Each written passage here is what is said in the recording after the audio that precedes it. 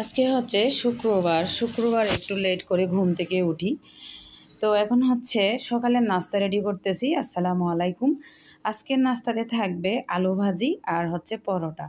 তো প্রথমে হচ্ছে পরোটার ডোটা আমি মেখে নিচ্ছি। পরোটার ডোটা মেখে নেওয়ার জন্য একটু লবণ দিয়েছি, হালকা কুসুম গরম পানি নিয়েছি আর সামান্য একটু তেল দিয়ে ডোটাকে ভালো করে মেখে নিলাম। এভাবে হালকা কুসুম গরম পানি দিয়ে ডোটা মেখে নিলে কিন্তু একদম সফট হয় আর রুটিগুলো খুবই সফট হয়, খেতে কিন্তু অনেক মজা লাগে। তো ডোটা এক সাইডে রেখে দিলাম। আর এখন আমি আলু ভাজি করার জন্য আলুগুলো ছোটো ছোটো করে কেটে নিয়েছি। 3টা বড় সাইজের আলু নিলাম। আলুগুলোকে খোসা ছাড়িয়ে তারপর হচ্ছে কেটে নিয়েছি। তো ডোটা কিন্তু একদম সফট হয়ে গেছে, ময়দার ডোটা। আর এদিকে আমি এখন আলু ভাজিগুলো চুলায় বসিয়ে দিচ্ছি।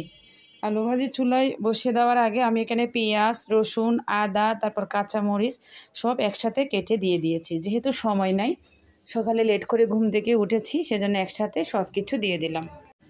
আলু ভাজিগুলো চুলায় আমি দিয়ে দিয়েছি, মানে কড়াই দিয়ে তখন তেলটা গরম হয়ে এসেছে, তখন আমি আলুগুলো দিয়ে দিলাম।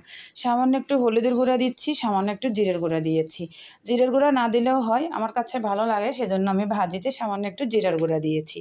ভালো করে মিশিয়ে নিলাম। এখানে কিন্তু পানি দেওয়া যাবে না।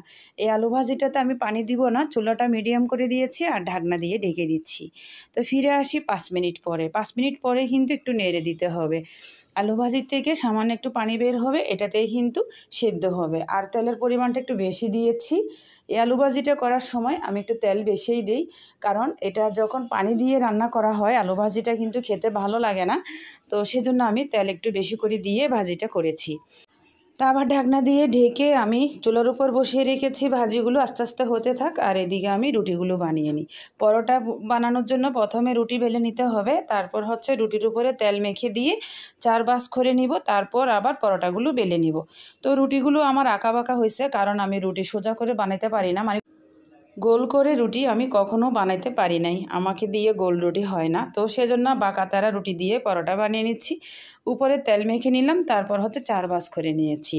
আর এই 4 ভাঁজের রুটিগুলো কিন্তু খুব সুন্দর হবে মাশাল্লাহ। তো পরোটার ডোগুলো সবগুলো আমি তেল দিয়ে মানে প্রথমে রুটি বেলে নিয়েছি, তারপর উপরে তেল মেখে দিয়ে 4 ভাঁজ করে দিয়েছি। আর এই ফাঁকে একটু ভাজিগুলো নেড়ে মিশিয়ে নিচ্ছি, যেন কড়াইতে পোড়া লেগে না যায়, যেহেতু এখানে পানি দেওয়া যায় নাই। এখন হচ্ছে একটা একটা করে পরোটাগুলো আমি বেলে নিচ্ছি। তো সামান্য একটু ময়দা দিয়েছি, শুকনো ময়দা, তারপর হচ্ছে পরোটাগুলো আমি বেলে নিলাম। এই যে দেখেন মাশাল্লাহ পরোটাগুলো কত সুন্দর হয়েছে। তো আমার সকালের নাস্তা রেডি আলহামদুলিল্লাহ। এখন হচ্ছে মা মেয়ে মিলে সকালের নাস্তা করব আলু ভাজি আর পরোটা দিয়ে। তারপর হচ্ছে গরম গরম 1 কাপ চা খাবো। ভিডিওটি শেষ করছি। আল্লাহ হাফেজ। Thanks for watching.